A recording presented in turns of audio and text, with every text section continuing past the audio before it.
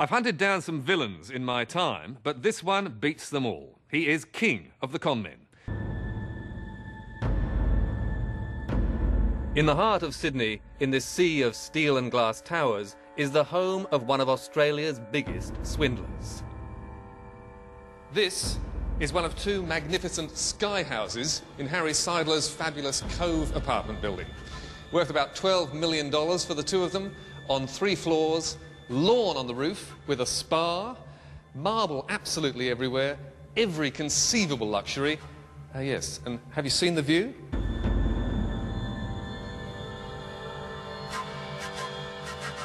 The penthouse is home to Kovalan Bangaru, a South African Indian who came to this country without a cent only 7 years ago.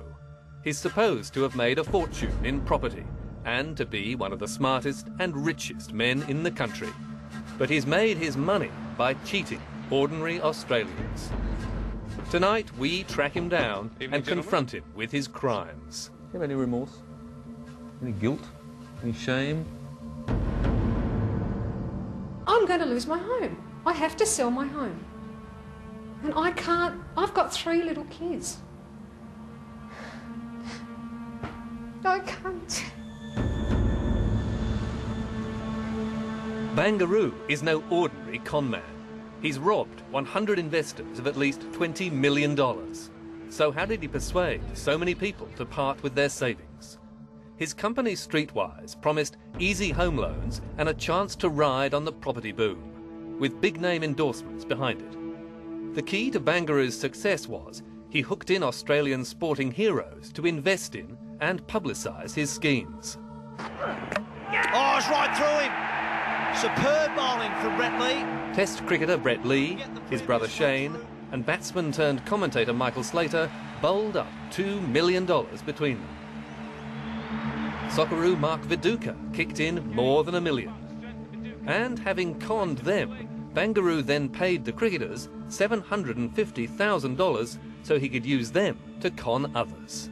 That was the deciding thing that sunk us, unfortunately, when he said, oh, the Australian cricket team are interested in this and they're investing with us. The endorsement clinched it for Lucette and her sister Deborah Weiss, who put their faith and $50,000 behind their sporting heroes. And that decided you? Yeah. That was kind of like, well, if they're involved in this, it must be okay. With big-name backers and the market booming, the millions poured in. But Bangaru simply spent the money. His fabulous penthouse home with retina scan security swallowed $6 million, with extra for the grand piano and the $14,000 Japanese toilets that lift the lid as you approach. Another $5 million was gobbled up by the next-door penthouse, which is still a building site. Work has stopped here because his fellow residents took him to court and because the bills haven't been paid. At least a bank robber says, stick 'em up and give us your money. These people say, hey, I'll look after you. Give us your money and I'll make you rich. And then they steal the money and they go. Neil Genman has seen thousands of victims of real estate scams and knows why people fall for the dream. It's not greed that gets them in, he says, but fear of being old and poor, which spruikers like Bangaru know how to exploit. It's evil, and there's a saying about evil. Evil is very seductive, and these people are master seducers. There was no reason to believe that this man was a shark. There was no reason to believe that. And I suppose we're just too trusting. We trusted him. And we trusted him with $500,000.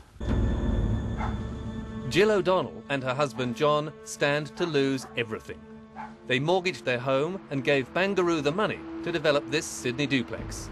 But the site lies empty, the property will never be built. Bangaru has taken their money and run.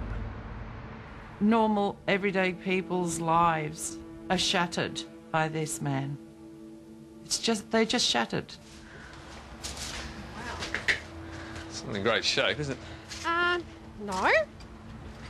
Jeez. Actually worse than... Oh, my God. Well, how much have you got in here? I've got quite a substantial amount. Yeah, I've got $500,000 invested in here. $500,000. Maria is perhaps the saddest case of all. 2 years ago, she also mortgaged her home for $500,000 to invest in the same Bangaru development. There's my $500,000 view, Paul. She was after financial security, and with a legal contract and personal guarantee, she had no reason to expect she'd be robbed. But that is what happened. Her money is gone, and like all the other investors, she has no title to the property. My 12-year-old, she knows something's wrong, and she says to me, "Mum, what's wrong? You can tell me." Oh, I can't tell her. I want to protect them. And I suppose I can't now. Maria and the O'Donnells aren't the only ones who need to get $500,000 back on this wreck. As we've discovered, Bangaru sold this dream not once, not twice, but 6 times over. The place is a bomb site and mortgaged to the hilt, and Maria is terrified about the future. My family knows nothing about this. I've got to go and face them now and tell them what's happening.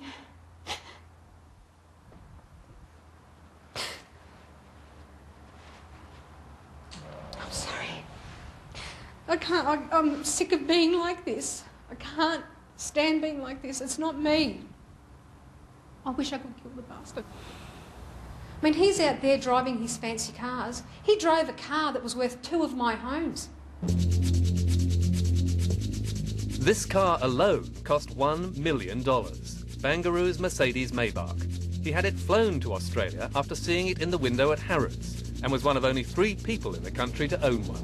He also bought a Bentley Continental, a BMW 4-wheel drive, a Porsche Carrera, a Mercedes Sports, a couple of Audis, all up close to $3 million worth of toys. Bangaru's big spending got him on the BRW rich list, and he revelled in the fame and business it brought him. But today, as it dawns on his creditors and investors that they've been had, King Kong is nowhere to be found. All that's left is the mess he's created and the pain he's caused. I've tried ringing him. What happens? Goes straight to message bank.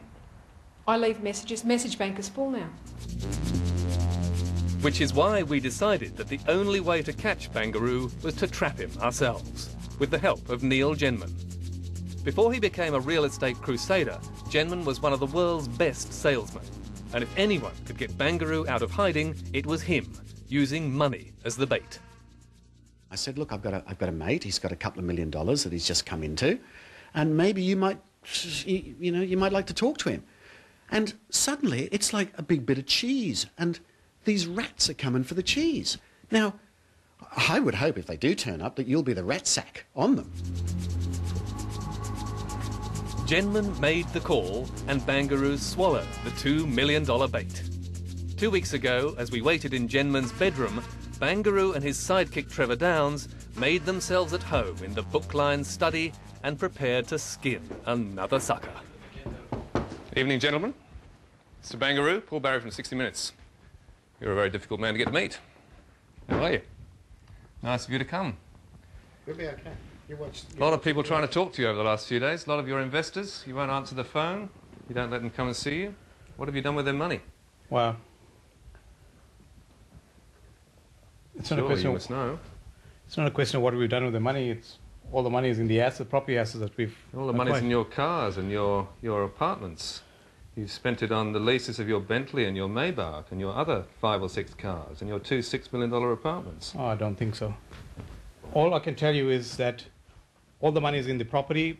Our assets exceed our liabilities, and we have valuations to certify that the properties and the assets exceed the valuations. You're a liar and a cheat.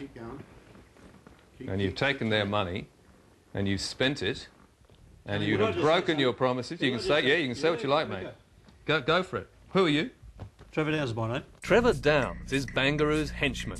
He's been promising investors on a daily basis that everything is fine and their money is safe. Trevor Downs, you've told as many lies as this man has done. No, I have not. Day after day after day to the investors we've talked to. No way. You say to them, it's going to be fine. There's only one way you go. Building's going to happen. And here's another nasty twist. You would think our corporate watchdogs would step in to protect investors from swindlers like Bangaru. So, what have Australia's financial policemen been doing while he's been robbing the public? Absolutely nothing.